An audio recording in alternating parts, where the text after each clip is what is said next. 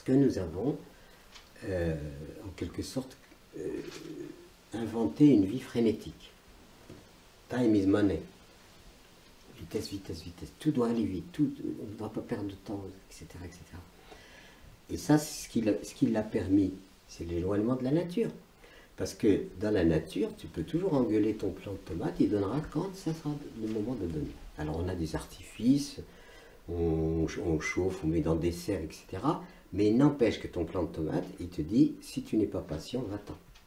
Reviens quand j'aurai tout préparé. Et comme on s'est éloigné de cette cadence de la vie, on a créé une vie suractivée qui rappelle celle du moteur, l'explosion. On est passé du cheval animal au cheval vapeur.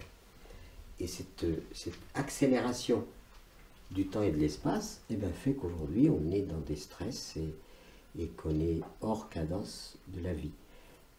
Et l'avenir sera soit au retour à ces cadences-là, soit à l'implosion de l'humanité. C'est-à-dire que l'humanité ne tiendra pas. Parce que, en plus, c'est la terre qui la nourrit. Hein. Elle ne se nourrit pas on ne se nourrit pas des gens qui se nourrissent d'amour et d'eau fraîche, mais enfin, il n'y en a quand même pas beaucoup. Donc, ce qui veut dire que l'humanité est engagée dans un processus global, qui est un processus qui est en train de lui confisquer toute capacité à survivre par elle-même. Aujourd'hui, les outils qui étaient censés nous aider sont devenus indispensables.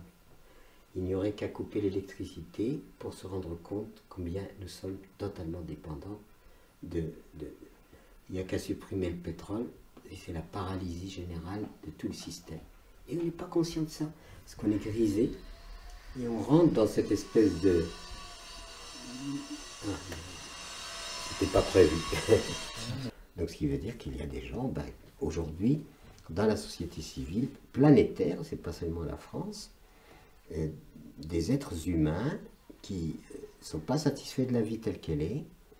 Nous, on a refusé ce statut de salarié à vie, parce que quand j'étais condamné à donner toute ma vie contre un salaire. Ben non, ma vie vaut plus qu'un salaire. Si elle ne vaut qu'un salaire, la pauvre vie, elle n'est pas grand-chose.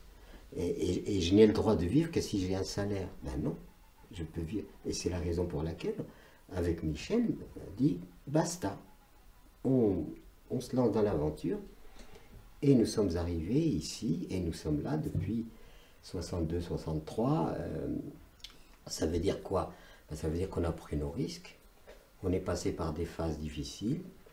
Il y a des moments où on n'avait même pas un centime, rien du tout. Mais on avait pris notre responsabilité de fonder notre existence et celle de nos enfants sur l'approche de la nature, sur être près des sources de la vie, et non pas dans le petit logement, même dans la villa la plus somptueuse qui soit, je m'en fous. C'est pas un truc qui m'attire, c'est du hors-sol pour moi. Tout ça, c'est du hors-sol.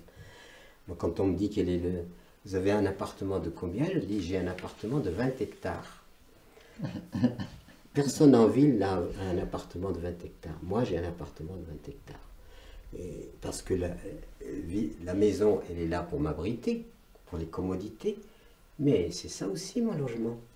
C'est tout ce que nous voyons. C'est pour ça qu'on est un peu à l'inverse de la logique telle qu'elle s'exerce aujourd'hui, où finalement l'aliénation humaine est acceptée. J'avais, paraît-il, j'ai appris ça il n'y a pas très longtemps, à peu près 1500 milliardaires en dollars. C'est-à-dire 1500 êtres humains qui sont milliardaires en dollars. Si tu fais le ratio, c'est l'homéopathie, c'est pire que de l'homéopathie. C'est même plus de la très haute dilution. Au-delà de la très haute dilution, vous avez une proportion d'êtres humains riches, et puis de l'autre côté, gens qui n'ont même pas un bol de riz à donner à leurs enfants. C'est la honte de l'humanité, c'est pas possible d'accepter ça. De toutes sortes, l'individu se sent de plus en plus seul dans une société de l'abondance et de la concentration humaine. Dans la concentration humaine, on se sent seul. Moi, quand je vais à Paris, j'ai plus l'impression de grouiller que d'exister. Et j'ai perdu même le réflexe, parce que les gens sont étonnés quand tu leur dis, tu les regardes comme des êtres humains en disant bonjour. si tu gardes ça, mais qu'est-ce qu'il me veut? Qu'est-ce qu'il me drague? C'est une fille, il me drague. Mais c'est simplement le geste normal, ordinaire. Une fois même, je me suis fait engueuler par une vieille dame parce que j'ai cédé ma place. Je lui ai cédé ma place. Et elle a dû faire tout son truc. Ah oui, il me prend pour une vieille. Elle n'a peut-être pas envie qu'on la prenne pour une vieille. Mais vieillir, c'est beau de vieillir aussi. Il n'y a pas à rajouter. Donc on est dans des confusions, mais tellement énormes que on ne sait pas. Je me suis dit, bon, bah, il faut faire en fait exister et organiser sa vie comme on l'entend, sans préjudice à personne, rester en rapport avec la vie, malgré la réputation que je peux avoir aujourd'hui, où les gens me disent, bah oui, bah, je dis mon jardin, c'est pas négociable. Je veux renoncer à beaucoup de choses, mais pas à mon jardin. Il y a deux choses à lesquelles j'ai du mal à renoncer, c'est le jardin et le marché. Pourquoi le marché? Parce que le marché, c'est convivial. Aujourd'hui, on a une brigade de pousseurs de caddies qui, tous les jours, vont pousser des caddies et cueillir des machins. Moi, je ne veux pas, je ne mets jamais les pieds dans un supermarché. Parce que, d'abord, oui, c'est le temple de la... j'ai l'impression d'être floué. Viens ici, tu te fais ton panier et tu passes à la caisse. C'est tout ce qu'on te demande. On ne demande rien d'autre. Consomme, consomme, consomme, consomme. Et surtout, ne sois jamais satisfait. Tu as ça, il faut ça. Il faut ça, l'insatiabilité. Et tous ces mécanismes-là sont faits par des gens très intelligents, pervers, mais dans une connaissance très profonde de l'être humain, qui savent manipuler l'être humain. J'ai la télévision, c'est pour regarder des films, mais chaque fois qu'il y a une publicité, on me prend pour un con. On peut parfaitement me dire, il y a tel objet, il a telle fonction, et il vaut tant, et il vous rendra tel service. Ça me suffit. Mais tout ce qu'on met autour, un petit coup de ceci, de cela, d'érotisme, de machin, de trucs, mais on me prend pour un abruti, et ça, personne ne proteste. Et moi d'ailleurs j'avais envie de leur écrire à la télévision, heureusement qu'il y a des séquences de publicité, ça me permet d'aller faire pipi. Bah oui, c'est fait pour ça. Voilà. J'arrête le film. Non mais, tu comprends ce que je veux dire?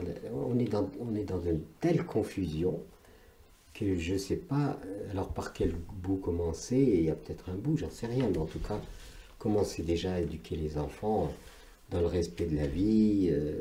Les écoles devraient toutes être dotées d'un jardin, d'un atelier, où l'enfant apprend. Aujourd'hui, les enfants ne savent plus se servir de leurs mains. Ça oui, avoir des doigts, mais c'est tout. Donc avoir toutes c'est-à-dire réorienter l'histoire, ça ne peut que repartir sur une éducation repensée autrement.